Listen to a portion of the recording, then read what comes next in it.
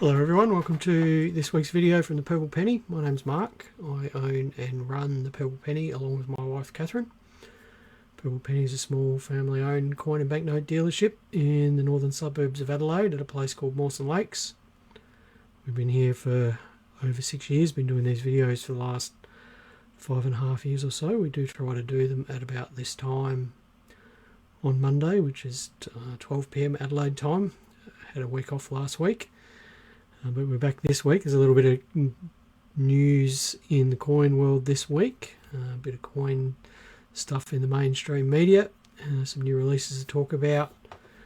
And an interesting token with a kangaroo on it that I thought I'd share with you.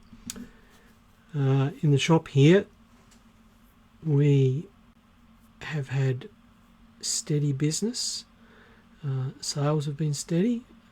Purchases have been steady. I would say that things have picked up in the last 6 to 8 weeks compared with perhaps the 6 to 8 weeks prior. I'd like to think that the Mint releasing some $2 coins has brought people back on board. And of course you probably know there was another $2 coin release the week before last, which didn't come out through us but was available through other means. So let's just jump into the news for the day.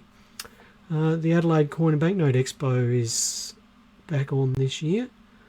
This is I want to say the 7th or the 8th Adelaide Coin and Banknote Expo. It's on October the 4th and 5th, which is the long weekend in October, the first long weekend in October.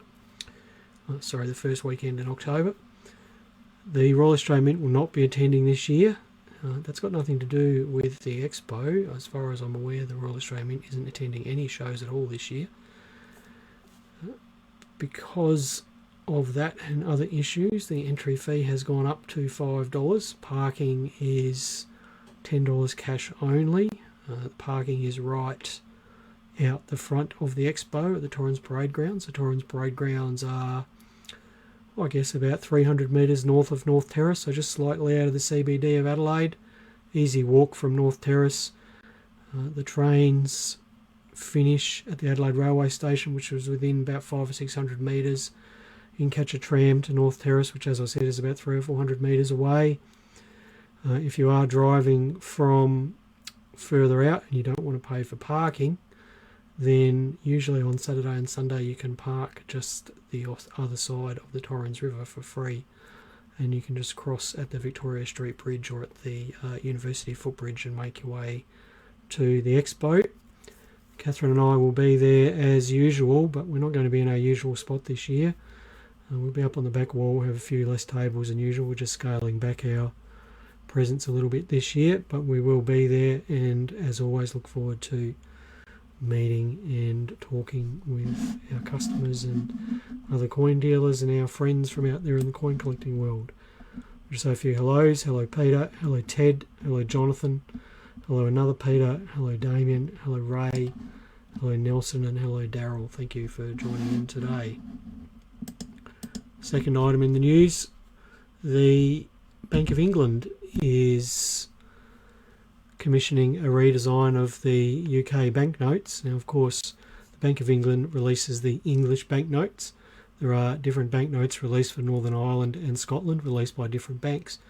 It's going to be the first significant redesign of English banknotes in 50 years. The Bank of England had a press event this week and called for public submissions, and you can see that their spokesperson there has some banknote diagrams in the background there. What they're calling for is perhaps some new themes to be explored for new English banknotes. Their suggestions might be architecture and landmarks, nature, historical events, milestones, culture and sport and innovation. And the Bank of England is expecting to release new banknotes within the next few years. Now, of course, it's not the first time that UK authorities have sought public submissions on the name of things, and the polar exploration vessel, which you can see at the top right there, of course, was famously, but not ended up being, named Boaty McBoatface. Didn't end up happening, of course, which is a great shame. So I guess it'll just be a matter of time before someone suggests that the Bank of England releases a £50 note with a picture of Notey McNote face on it. Next item in the news is a coin release that happened a couple of weeks ago, and this was one of these co-marketed releases that the Royal Australian Mint is doing more and more of. This one was done through Rebel Sport. There were two coloured $2 coins released for the Wallabies and the Wallaroos, which are the men's and women's Rugby Union football teams, and they were available in a collector folder for $17.99. They're also available through the tills if you purchase something. It's a similar approach that the Mint has used before with Kathmandu, Australia Post, Woolworths and places like that. What makes this slightly more interesting is that the coins in the collector folder have different paint to the ones that were available through the tills. So if you are going to be, I guess, pedantic about the $2 coins that you collect, you need an example of both to have a full collection. This was not available through Royal Australian Mint dealers or the post office. I think maybe it was available directly from the Mint. I'm not sure about that, but certainly through Rebel Sport. And if you are going to go to Rebel Sport and try and get some of these, just remember that the staff are doing their best there to help you out and not to get upset if they don't have the items that you're looking for. Now, next Thursday, being the first Thursday of the month, Thursday the 7th of August, means that for the Royal Australian Mint, their usual schedule, that's a new release day. And we've just got notification of that just last week, that there is new releases coming up. The Kangaroo Series is continuing. I believe, I want to say the Kangaroo Series started in 1993, so that makes it, 32 years or something, so quite a while. And this year they're concentrating on what they're calling the Bush Capital, and that's the ACT. So we've got designs of kangaroos around the nation's capital. As usual, there is a uncirculated coin struck out of 1 ounce of fine silver, mintage of 10,000, and a fine silver proof coin, mintage of 5,000. The price of that is $150. As usual, the proof coin might be a little bit harder to get on release day. We got allocated very limited quantities of both. The second release is, I guess, a follow-on to the first Steam Giants release. Now, you might remember, I think it was back in 2022, might be 2023, there was a folder with one coloured 50-cent coin on a card released, and then there were 3 more releases after that with 2 more coins on cards. The Mint has decided to do it slightly differently this time, and they're just releasing the 7-coin folder with all 7 coins in it at one go. The price of that is $150. I think that's gone up $25 since the first release from a couple of years back. This is available through the Mint and their authorised dealers. I believe the Mint, through their Mint shop in Canberra, is also releasing limited quantities of the individual coins on cards. So if you're into trains, you're into 50-cent pieces, then that's going to be a release for you. Price of that is $150. Again, we've got limited quantities of that. So if you are here in Adelaide, do feel free to reach out to us about those. Now, I did see a story pop up on my feed this week about a token, and it happens to be a token that I actually have. So rather than just regurgitate what was in the news story that I read, I thought I'd just share the information that I've come up with years ago about these things. So at the top right there, you can see the token that I own, and on one side it has a picture of a kangaroo, an armadillo and a rhinoceros, and on the other side it says T Hall City Road near Finsbury, London, 1795. Now, Thomas Hall was a entrepreneur in London in the late 1700s. He was a taxidermist, so he would basically stuff dead animals for you. He also had a small private zoo that he displayed exotic animals from around the world. Now, this token is sometimes called a Conda token. Conda tokens were tokens that were released in England in the late 18th century in place of currency because there was a currency shortage. But it's probably thought that these tokens weren't actually meant for currency. What they were was zoo admittance tokens. So you would buy one of these at a ticket office and then use it to get into Mr. Hall's private zoo. What makes it interesting is that the kangaroo, which you can see on the right side of the token there, this is the first depiction of a kangaroo on any coin or token in history. Now, of course, 1795 was only 7 years since the first fleet arrived. The kangaroo was first sighted by an English explorer in 1770, a voyage by Joseph Banks and Captain Cook, and there was a collected skin of a kangaroo. Banks gave that to an artist, and then he commissioned a painting in 1772 which he called the Kangaroo, and you can see that painting at the bottom left there. So the token obviously is a depiction of the kangaroo from that particular painting, and I'm told that the pose that the kangaroo has on the token and the painting is actually anatomically impossible, because the painter hadn't seen a live kangaroo. He'd only seen a skin of one and some written descriptions of what they look like. So kangaroos on coins and tokens, the first one from 1795, and of course up to this day kangaroos are still on our coinage, of course on the dollar coin, and on the kangaroo 1 ounce silver coins are going to be released next week. So just a little bit of history there. Now today is the last Monday of the month. Usually is a live question and answer session today, and if you do have any questions, feel free to ask them. Not been getting a whole lot of questions on the last lot of these sorts of sessions, so I'm coming up with my own questions. So today I thought I'd have a look at why you shouldn't go to YouTube to work out what your coins are worth. And this just comes about from interactions that we have with people. I'd like to say several times a week, but it's probably several times a day, where members of the public either ring up or come in here with coins out of circulation, having watched videos on YouTube and have basically been misled by those videos on YouTube about the values of their coins. So I thought I would just have a look at what that actually looks like if you haven't seen it before. Now, here's some screen caps of some videos that YouTube showed me when I did a quick search before. So at the top there, look for this. It's a 10-cent piece with a big arrow pointing at it. $40,000. Below that, do you have it? 1 million. Top Australian 1 cent coin that could change your luck.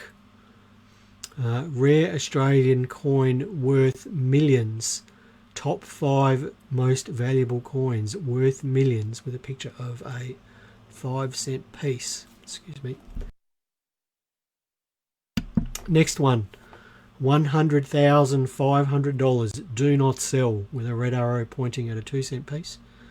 And then at the bottom there, 12 valuable Australian coins make $36,000 per year. And I would just like to give a special thanks to that YouTube video creator at the bottom there for stealing our images off of our website. When you see these sorts of things on YouTube, I understand why we get so many people ringing us up and coming into the shop with their coins out of change, because the YouTube search results are absolutely cluttered with some of this sort of stuff. I mean, absolutely cluttered. It's very hard to filter out the useful videos from this and I'll just call it rubbish. It is rubbish. It's very hard to filter it out from this sort of rubbish. So what I thought I'd just do today is just perhaps have a chat about how it works, and then what the motivation of the people who do this is, because there's no doubt that these people have other motivations other than creating quality content, because they haven't created quality content, of course. So let's just have a look at how it works. Now, obviously it works because there is a perception amongst a lot of people that content put up onto YouTube is credible. And in some regards, social media companies like YouTube have no one to blame but themselves for this, because they do often put in place policies to prevent posting of propaganda and spam and things like that, to perhaps position themselves as sources of credible information. Now, often those filtering policies are more to do with politics than credible or factual information, and it is often unclear to people that that's the case, that it's more to do about politics than it is to do with factual information. So many social media companies do not vet this sort of content for accurateness. It's impossible to do so, of course, without subject matter experts, but a lot of people think that because social media companies do vet a lot of their videos, that therefore the information must be credible. So, number one, people think the information is credible. Number two, these days people are much more likely to consume video content than they are to read stuff. Now, why is that? Because obviously we've got phones that we can take with us everywhere, and we can watch videos on phones easily enough. You don't have to watch them, you can just listen to them. And I guess mentally and intellectually, some people do find it easier to consume video content than to read and understand text. The third thing is that there's no doubt that and it's not just now, as other times as well, people are desperate for a win. They're desperate for something that they think will change their lives. And coins are everywhere. People don't necessarily look at their coins very often, and when they do look at them, they often see things that they perceive to be unusual. They jump onto search engines and look up information hoping that this thing is going to pay off for them financially. And then, of course, people who perhaps aren't desperate, there still are people who love a treasure hunt. There's no doubt that human nature loves a treasure hunt. Otherwise, metal detecting wouldn't be popular.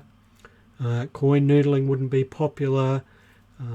Op shop thrifting wouldn't be popular. Going to garage sales and lawn sales wouldn't be popular. People love a bargain. They love the idea that they can find something that's valuable and not pay very much for it. The third way that it works is that if you're new to the coin collecting game, and Peter Holdsworth has just said something very relevant here, is it is really hard for new collectors with all the misinformation around. The trouble when you get started with any new subject isn't that you don't know enough, it's that you don't know what you don't know. And it's quite easy for content creators to spread misinformation and for it to appear credible, because new people to the hobby, not only do they know nothing, they don't know what they don't know. They don't understand the basics of coin collecting. They don't understand the basics of the terminology, mintages, how coins are made. So it's easy for someone who has dubious motivations to lead those people astray. How do people find this? Well, Google, and Google is really the big search engine in town, it biases its own content in search results. And if you don't believe me, go and jump on a device and do a search for coin values or 10-cent coin value or 20-cent coin value, and you will find that YouTube content, it tends to be towards the top of those search engine results. eBay search results tend to be towards the top, and that's because Google gets a cut of those sales on eBay. So the new person in the hobby searching for results is going to tend towards the top of the search engine results, and that means that they are going to see the content that Google wants them to see, and that's usually going to be YouTube content. And when you're on YouTube, you look at the views of a video, and it's human nature to think, well, it's got 500,000 views. It must be right if that many people like it. Now, of course, that isn't correct. The current political situation around the world, various places around the world, there are lots of people on both sides of politics. It's quite easy for 500,000 people to be wrong, and in the case of some popular videos, that is very much the case. And the other thing is that this content is cheap to make, as I showed you, and Les pointed out in the comments. People do steal images for these videos. They steal it quite willy-nilly from Google image search or directly from websites. They can easily outsource script creation to Fiverr or similar websites like that. Outsource the video creation from stills. Outsource the voiceover to an AI voice generator. And really, just for $100 or so, can create a video that might be 5, 10, 15 minutes long. It is quite automated, it's low cost, and really it is just a bit of time. So this sort of content generation is very easy. It's very easy. Now, why do YouTube content creators do this? Why do they do it? It's a tactic for growing social media channels of a legitimate, and I put that in question marks there because it's not a legitimate method for growing a channel, but it is a way of growing a social media channel. If you can create viral content in the early stages of developing social media channels, then you can grow the followers on that channel very quickly, and coin and banknote value articles can be quite viral. They are a way of building your following quite quickly. There are people who build social media channels for resale. There may well be sole operators out there who specialize in growing social media channels for coin and banknote businesses. They might grow their YouTube channel to 5,000 or 6,000 followers and then put it up for sale on various online marketplaces. The third way that these content creators can benefit is from what's called CPM advertising. CPM stands for cost per thousand, and the data that I could find suggests that here in Australia, the average revenue that YouTube would pay a content creator per 1,000 views is about $4 to $6. So that's not insignificant. There were some of these videos that I saw that had 500,000 views. So you're looking at anywhere between $2,000 and $3,000 worth of revenue from a video with stolen images, a outsourced script generated, AI voiceover, outsourced video generated, something that perhaps might be a day's work with very little cost involved, and someone could net $2,000 to $3,000 in advertising revenue from YouTube.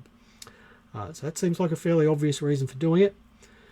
There are often links in YouTube video descriptions that take visitors to scam websites.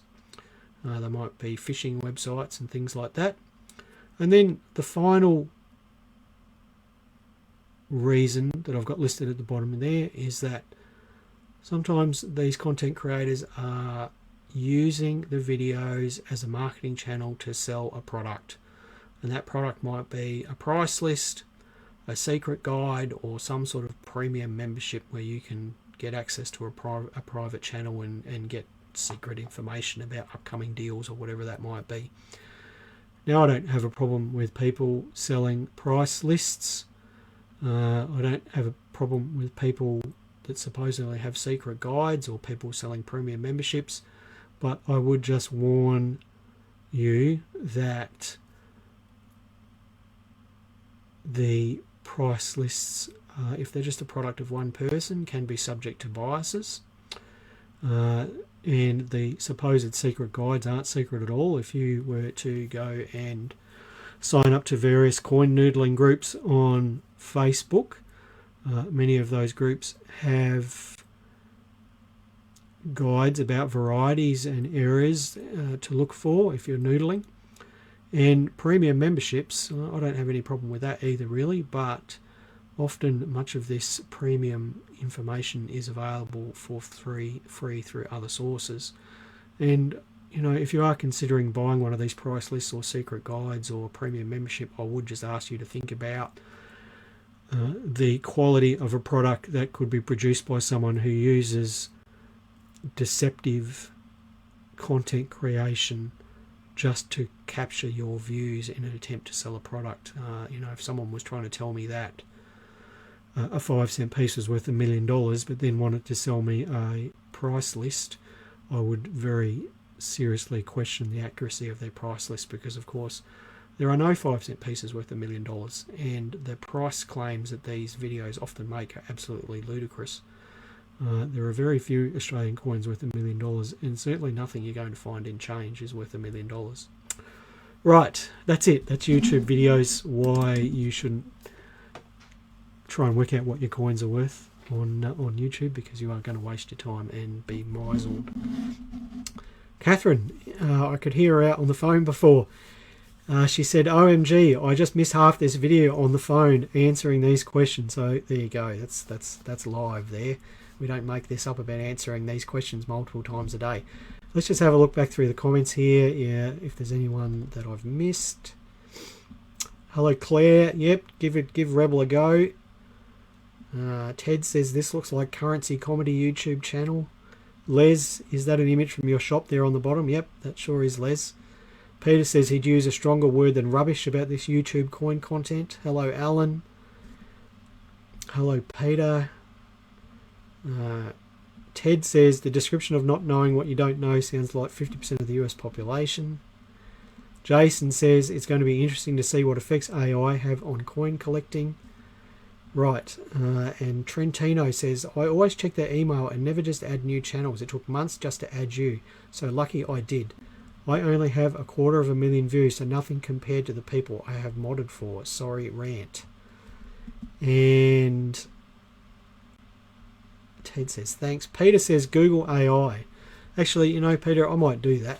I did have an interesting discussion with my son about AI, and I think he has sort of higher hopes for it than perhaps what I do, and it is interesting I won't call myself an expert, but I do know a little bit about coins. It is interesting just to see how often the various AI things that I'm subjected to are quite wrong about coins. So I just wonder how wrong it is about other subjects that I don't know anything about. No worries, Daryl. Alan says, have you heard when the England is withdrawing the notes with the Queen on? Oh yeah, look, Alan, I did speak about that several months ago. They have started releasing new notes with King Charles on them. The Queen's notes won't be actively withdrawn. They'll just be withdrawn as usual as they wear out and become damaged. Exactly the same as here in Australia. There was no effort to remove coins with the Queen's portrait on them. They will just be removed as normal. And new notes and coins in England will be released with the King's portrait on them as they are required. Gab says, what's your suggestion to safe collect coins? I'm not sure that I understand your question there. Chris says, hi Mark, restoring your coins. Is it a better option to take the coins out of the original packaging and storing them in staples for long term? I've bought some coins in packaging and noticed the edges can go off colour. Yeah, look, that's a tough one, Chris. I think generally it's best to leave things in original packaging, but there are no doubt has been some packaging released by our mints here in Australia and overseas that isn't safe for long-term storage. So like many things in coin collecting, Chris, it does depend. If you are going to take your coins out of the packaging, then make sure you store them in non-PVC albums and album pages, and archival safe 2x2s as well. So yeah, it's a difficult one. I'm very much, if it can be possible, about leaving coins in packaging from the mint, because you know, when we're on the other side of the table here where mint product gets sold to us, and it is incredibly difficult to sell mint product that is just loose in 2x2s and things like that. Most people want the original packaging, so that would be my advice about that. And Kirk says, hello from Missouri in the US, love info from your videos. I only own a few Aussie coins, but I like them all. Thank you, Kirk. Thank you for watching. As usual, this video will get popped up onto YouTube in the next few days. It'll disappear off of Facebook in a couple of weeks. That's Facebook's new policy. If you are watching on YouTube, hello out there, and if you do have any questions for us, either here on Facebook or on YouTube, please send us a message, comment below the video. Always do my best to answer things, and thank you for everyone who does comment on these videos. I don't like to go down the whole like and share thing, but if you do like the video, do send us a like. It does help spread it around, and if you want to share it around, that would be good too. I do my best to kill off misinformation on the internet about coins. Perhaps it's not very popular, but that's what I like to do, and sharing it around does help with that little thing that I'm trying to do. Right, that's it for this week. Happy collecting. Good luck with the release next week. Let us know how you go with it next week. If you do want me to talk about something, send us a message. And happy collecting. Stay safe, and we'll be back same time next week. Bye for now.